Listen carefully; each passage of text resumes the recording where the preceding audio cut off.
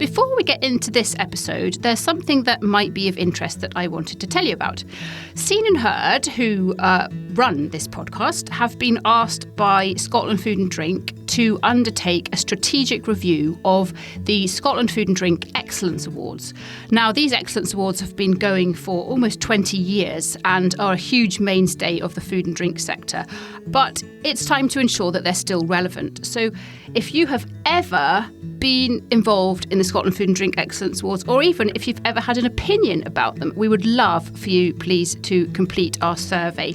So if you go to the OnFARM Twitter, which is at @on_farm UK, and click the link in the bio, there will be a tab in there that will take you to the survey, and it should only take you a very short while to complete, but we would be enormously grateful.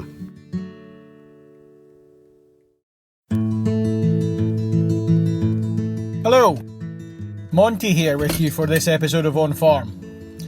I'm sitting here on the edge of our farm in Lauderdale, and thankfully the sun's shining because it's been, I wouldn't even say 4 seasons in one day, it's been more like winter in May. But anyway, today's OnFARM is very different. We're going to be leaving the fields and the pastures and the sheep and some of our more usual topics behind.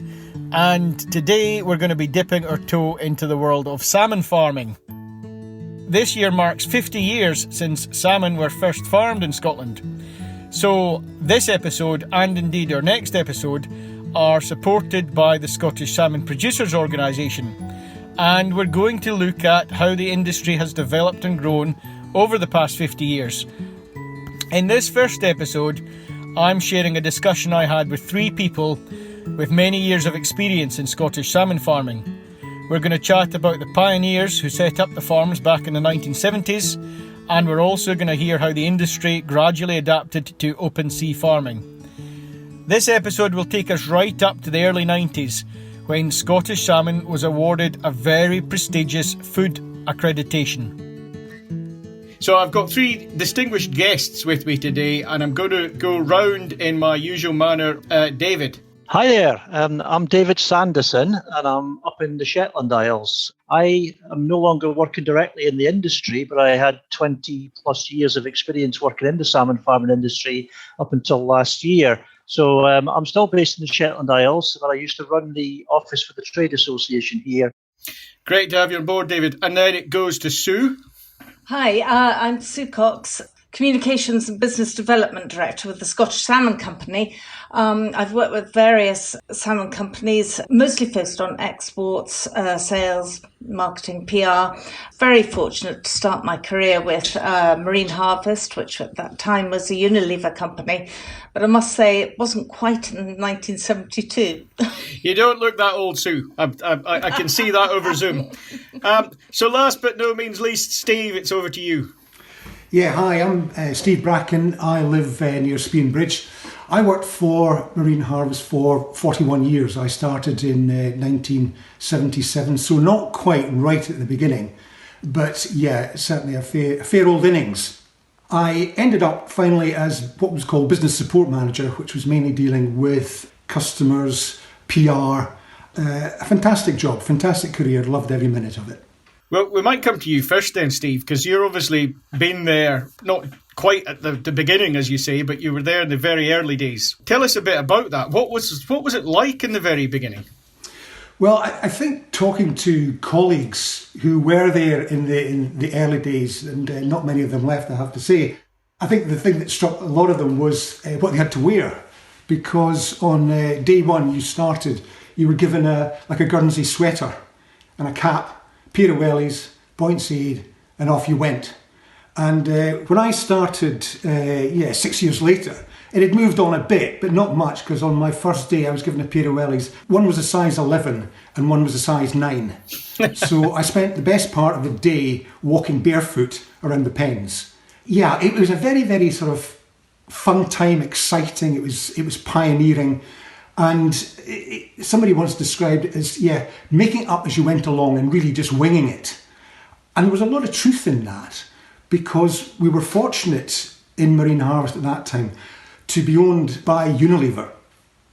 And they had a fantastic team of scientists and researchers based in the south of England who would come up to Loch Island, where I was based, and they would put all their science and technology into different ideas that the farmers had.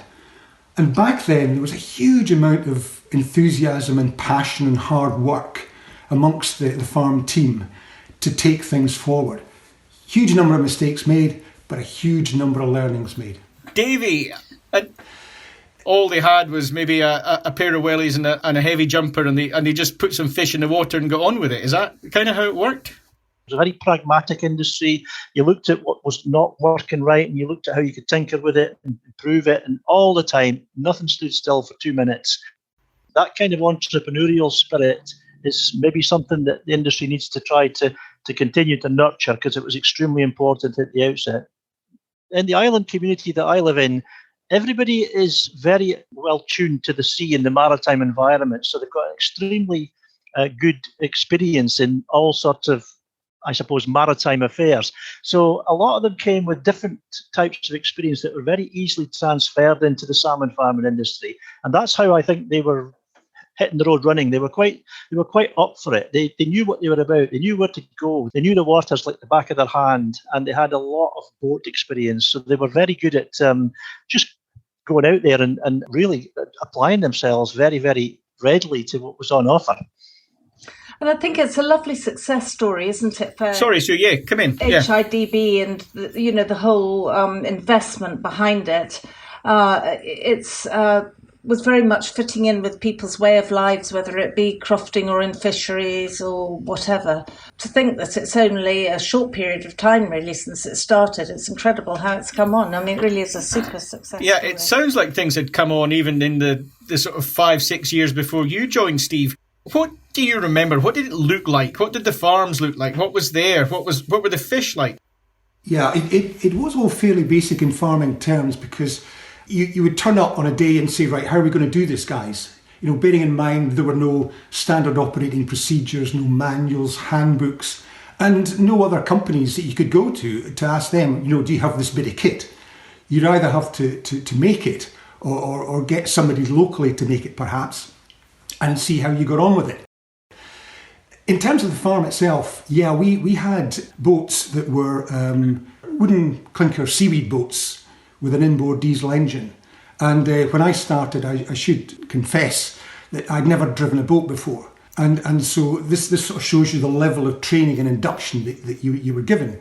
Where did you come from? I came from Edinburgh, so a bit of a townie, really. I obviously passed the interview, and the job was to be as a fish farm assistant.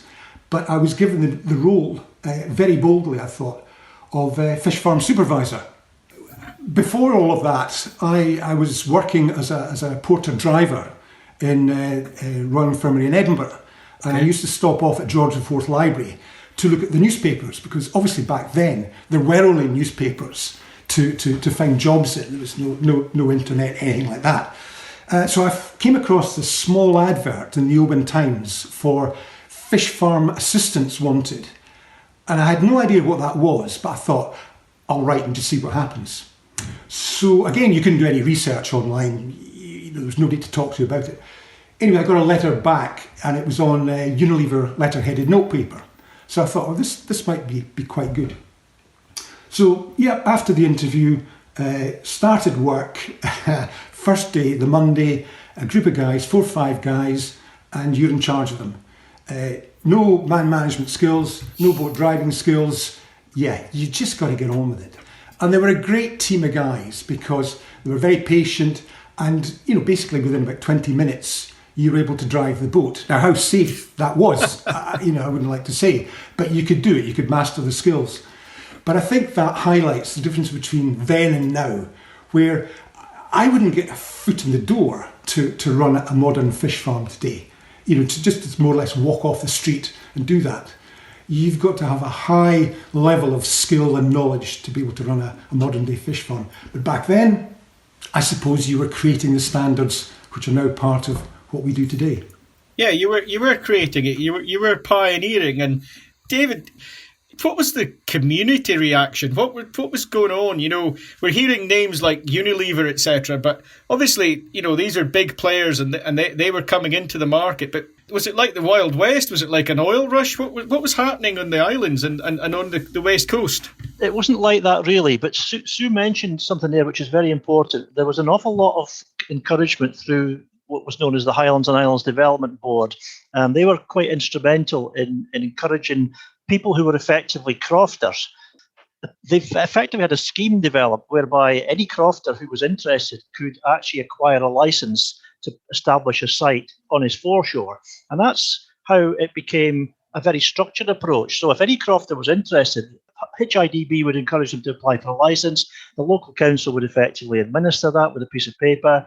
And there were people who knew enough at that point, because of the fact that in the Isles it started a little bit later than in the early 70s. There was already knowledge of what was going on in other parts of the West Coast. So there was a ready-made model for how you would effectively bring together a bunch of pens, moor them in the Vaugh, as they have in Shetland, rather than lochs, and you would effectively have the beginnings of a farm. Now, the local authority at that time had a system whereby they licensed things by what was known as a works license, and any individual company could only have 3 of them, and they were pilot licenses effectively. So you immediately encouraged quite a number of different companies to be established, because if you could only have 3 sites, that meant there was room for quite a lot of players.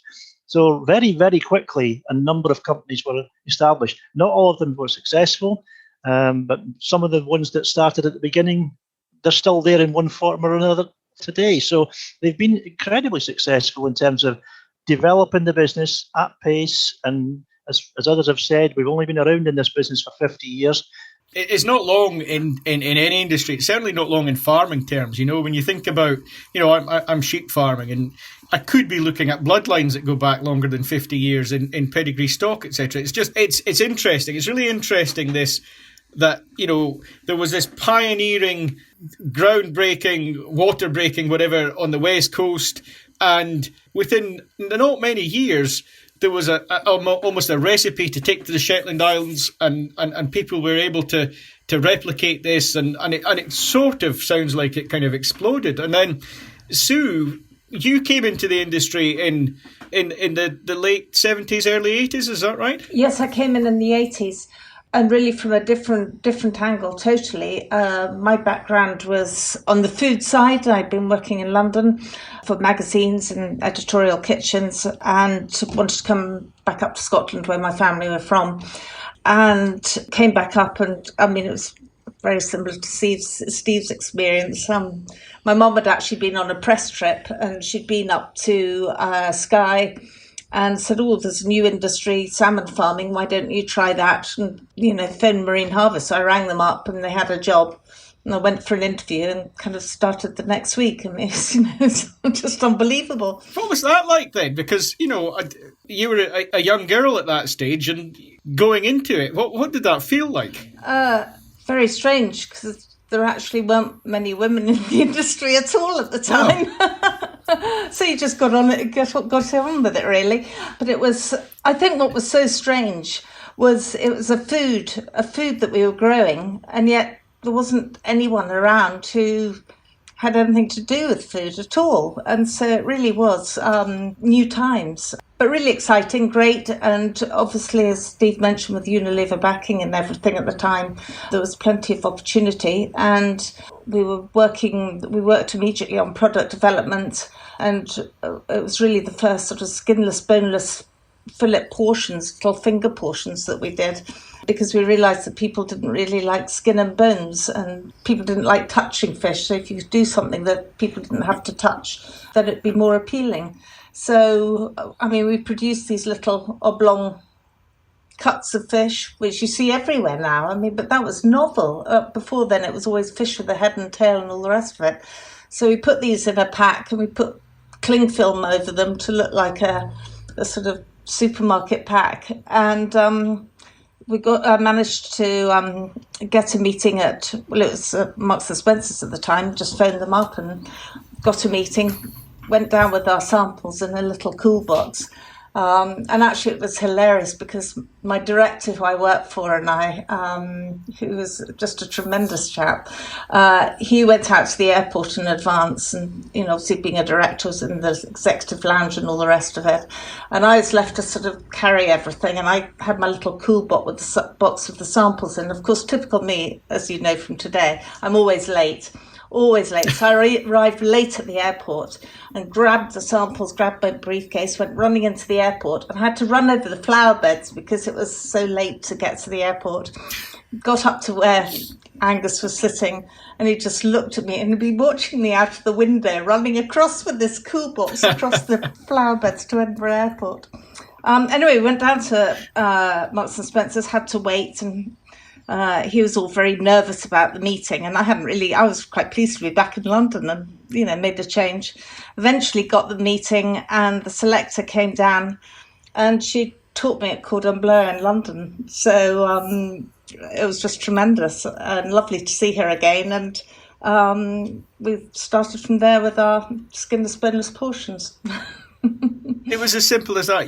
What was the thought process? We did quite a lot of market research on it and everything. So, it was, and by that time, we just felt so confident that it would work, and it was a new way forward. And you began to wonder why on earth people did want to buy fish with skins and bones and heads, and not much has changed really in the last few years.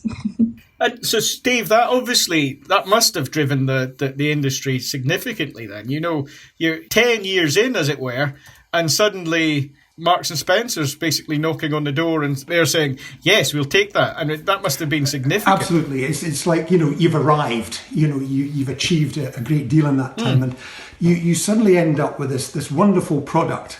And I should say, we had farming issues, still have farming issues today, but we had some fantastic fish. And then you think, well, what are we going to do with these? Because you can sell fish, but, arguably anybody can sell fish, but you need this sort of cleverness and just being very adept at doing something novel with the fish. And that's where Sue and her people came in. So, as I say, you've arrived, I think, once you're starting to sell to the retailers, but there's really no going back from that either. So you've really got to up the game and keep on going. So it's a constant, really. You can't slip. You've got to keep having that continuous improvement, because they too are very demanding and want to see continuous improvement. Steve, I think one thing in it as well is that it takes 3 years to grow a fish, up to a salmon, or 2.5 or whatever. So it's long term. And I think compared to other agriculture and other products, it makes the whole thing, obviously you've got a higher risk and that it takes longer, but it does put a different emphasis on everything, doesn't it? Can I jump in there actually? Because we've sort of glossed over that. What did you learn? How did you find out that it was going to be 3 years? Where did the stocks come from? Let's go right back and talk about the sort of farming process back then and what you learned and how you learned it and some of the mistakes that were made, because it's incredible. We're already at Marks and Spencer's and in some ways I just don't know how we even raised the fish yet. In the early days, certainly the industry was trying to source eggs. So eggs were brought in from Norway, but also a huge amount of work was done on a lot of the individual rivers in Scotland. The Shin, for example, the Lochie, fantastic salmon rivers that provided us with the eggs that we could grow on and develop our own stocks from. Now, it turned out that some of them were excellent, others, for whatever reason, were less good. So it was a case of selective breeding and getting on and just finding the best stocks that would work for us. There's a two-stage plan in growing fish. So you've got the freshwater side, which is where you're taking in the eggs, and you're hatching the eggs to alevins, then fry, then par, then smolt. And that can take about a year and a half, depending on water temperature, for example. So that's a critical phase, obviously. And once the fish is ready to go to sea as a smolt, you can transfer it directly into seawater. And you can keep it there for a year, another 2 years, and then harvest your fish, depending on how the fish are growing. But the idea is that you're creaming off, if you like, the big fish all the time. You're grading your stock to take the big fish to market first of all, leaving the smaller ones to grow on, and then you harvest those at the end. So for us, the cycles of 2.5, 3 years proved to be best. What farmers are trying to do today is just shorten that, but get the same growth and good survival. But one of the things that we learned from this was that if you kept on doing that on a farm, so you're harvesting fish and then you're putting in smolts beside them, if there's any infection on the old fish, it transfers immediately to the young fish. So we thought, well, this is wrong. We shouldn't do this. We can't do this. So we started to develop more farms and putting in fish into each farm a certain time of year and nothing more, just letting those fish grow on. But then what happened was we thought, well, actually, we've still got problems here in the sea, which were really down to a nasty disease called furunculosis, which is now cured with a vaccine. And we had sea lice back then, probably from about 1975 onwards. With those two combined, it was a real nasty for the farms. And what we realised was that it's all very well us putting our fish into a loch, a seawater loch, but we've got 3-4 other operators down there who are all doing their own thing. So we decided as a group of farms to come together and say, look, let's do a fallow of the loch, and then we all start again. So it's synchronous fallowing is what we called it. And it worked fantastically well. And it's a standard now today in salmon farming. It's called all in, all out. So you're not mixing your year classes. So yeah, we learned the hard way, and it's working well today. Guys, as farmers do here, we're all getting a little bit serious, but I'm guessing there's been some bloopers and funny moments as well, and mistakes, and goodness knows, you can't just suddenly put some fish in a loch and hope for the best without something going wrong. So, David, you're giggling away there. What do you know about the good old days, as it were? There's probably loads, but you have these chuckles now and again when somebody tells you something. It's quite a serious thing, but it's got a funny side to it maybe. And I just recalled one time when the small group of farmers in Shetland, who were known as the Salmon Group, and they were very much small independent farmers, got together for their annual do at the end of the year. They used to call it the Baron's Ball. These guys were doing okay. They were making a bit of money and they were paying good wages to folks. So they were quite well respected, as you can imagine. And they'd have their annual Christmas do, and basically they'd all get pretty damn merry like you do at Christmas time. And I remember at the end of the evening talking to one of them in particular, and I asked him what his outlook was for the following year and what he was thinking. And he'd had a pretty poor year, I think, and things were not good. This was a time when there wasn't money being made, and there was a bit of disease around, and there was things that were just not happening properly. And he looked a wee bit worried, despite all the dramas he'd had. And I said to him, what's your outlook? And he said, well, you know something, Davey? Me and my brother and my wife, we're the partnership, and our overdraft at the bank at the moment is £2.5 million. And he just had a laugh. He laughed his head off about it. And I just thought, oh, heavens above, I hadn't really appreciated the investment that individual was making in what he was trying to do. Now, obviously, it's probably even more than that for some of the companies nowadays, but that was just one man and his brother who had a sizable overdraft and had to deal with that on an ongoing basis. So that's the kind of scale that these guys were getting involved in even back then. Do you think they were working hard and playing hard? And I'm asking you on that because you must have come up and thought, after the bright lights of London, what is this, and where is any sort of lights and atmosphere and what have you? I mean, what was it? What was going on? Well, and I think, going on from David's point, I think the key thing is that's why a lot of larger companies are now involved in it, because there is such a scale in it. But coming up here, I mean, I've just been so fortunate to work in such an interesting industry, to live in the most beautiful place, to travel to the most lovely places within Scotland. I mean, everywhere that our farms are is absolutely stunning. And what's even better is everyone who buys our salmon lives in beautiful places as well. So I've had a wonderful career and travelled a lot all over the world to the most lovely places. And they all love Scottish salmon. We sell to the US, North America, Japan, China, Hong Kong, Thailand, as well as Europe, all over Europe. And really what we focus on is where there's a difference for Scottish salmon, where people appreciate Scottish provenance and where we can get a premium for Scottish salmon.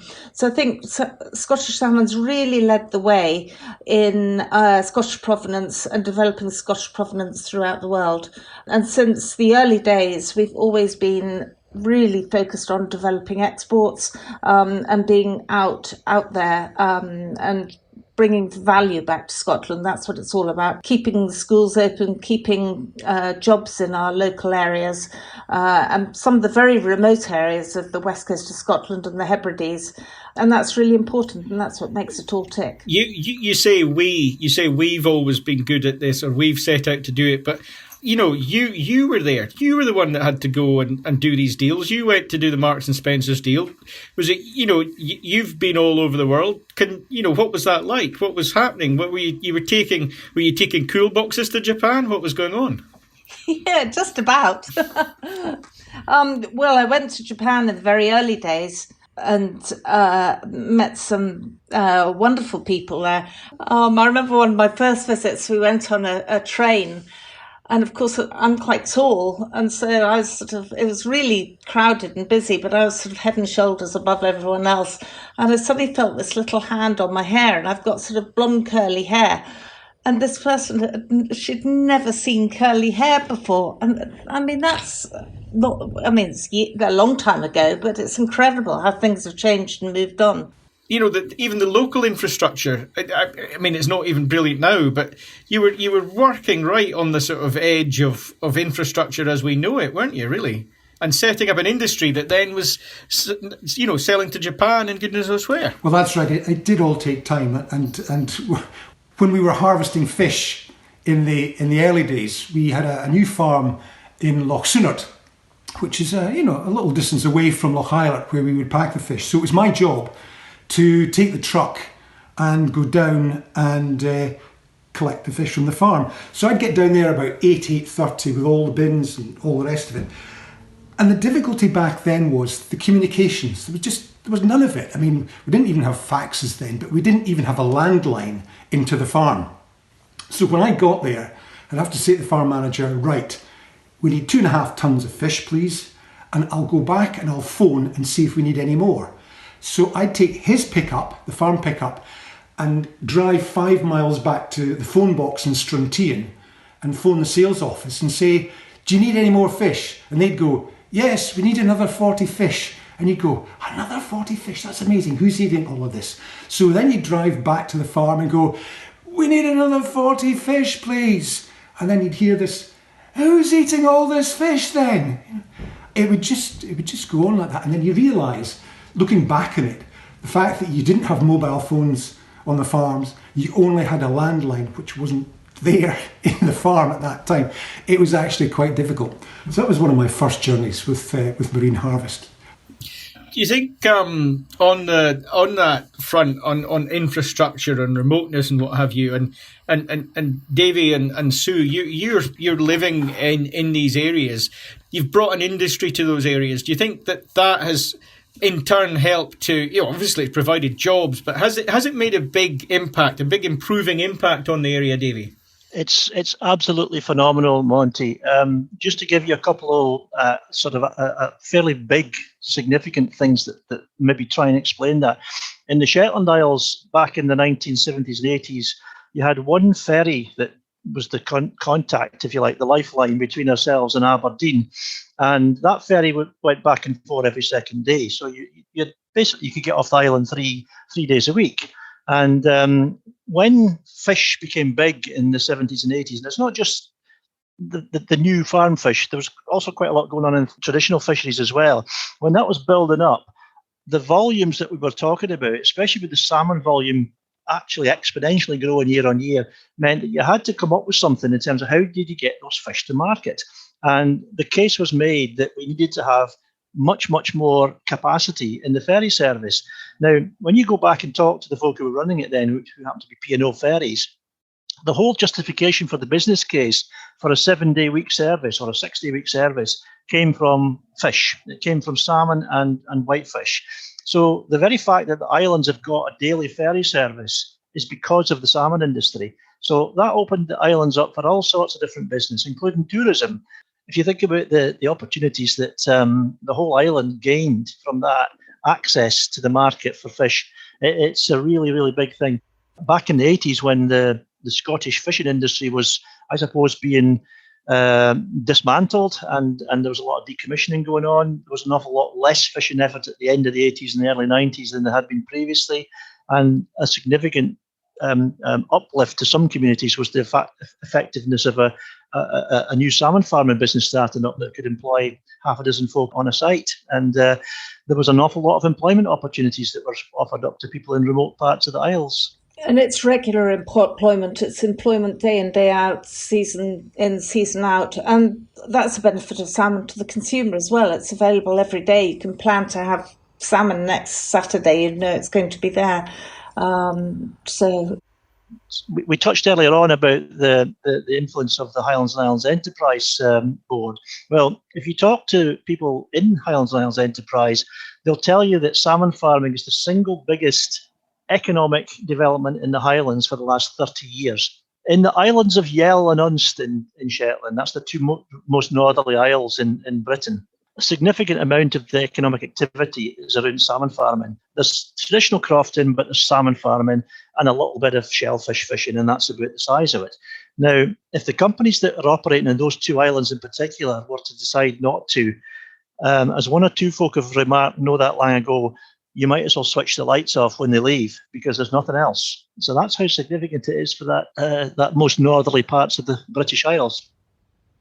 And I think the other thing is, if you don't have people living and working in these areas, you don't have culture, and then you don't have tourism. So you'd really do literally turn the lights off.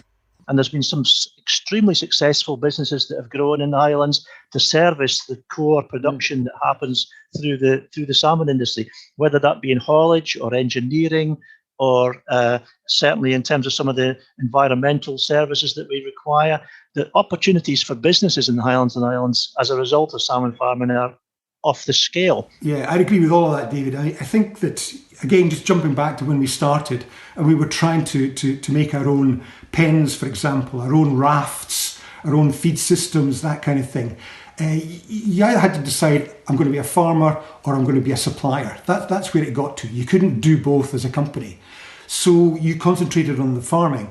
And just as you said, these new businesses sprung up, giving you all the backup that you needed as a farming company. And that's been fantastic. And today, the level of sophistication out there, I think, is just amazing. It's mind-boggling. So it's worked extremely well. It's not just about the farming. That is vital, of course, but it's about all the ancillary developments companies have grown up round about it. We're going to move on in episode 2, and we're going to be talking about, where the sector is now, where the industry is now, the sustainability and the environmental awareness, etc. But there were obviously issues in the early days in terms of environment. Vaccines really didn't kick in until maybe the late 1980s. So yes, there was use of antibiotics, but we got through that, certainly for the disease furunculosis. And there was criticism about that because of the quantities that were being used or allegedly being used. And you think, well, we don't want this image being created. We've got to find solutions to all of this. And of course, it broadens the impact, the benthic impacts.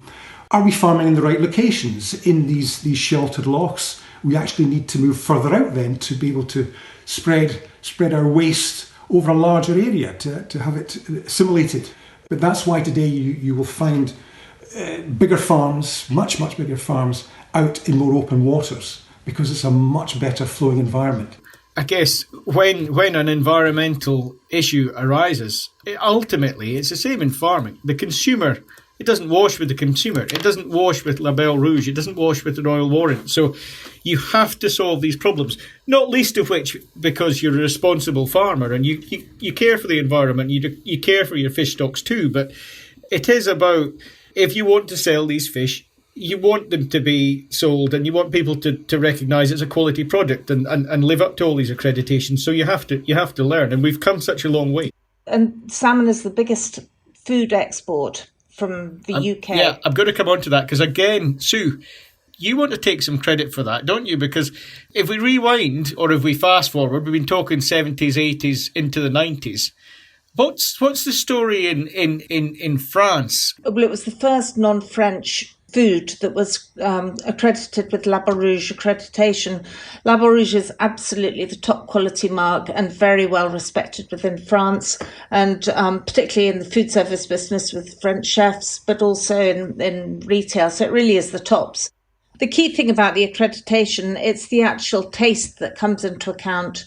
And it's when you think of all these technical accreditations for food, none of them really take into consideration that you actually eat it and it has to taste good and it's good for you. And this is the only one. I mean, it's just beggars belief, doesn't it, really? But anyway. The one other thing that Sue was involved with as well was obtaining the royal warrant to supply Her Majesty with fresh salmon. And again, this was a great accolade to have. Well, yes, it was a lot of work.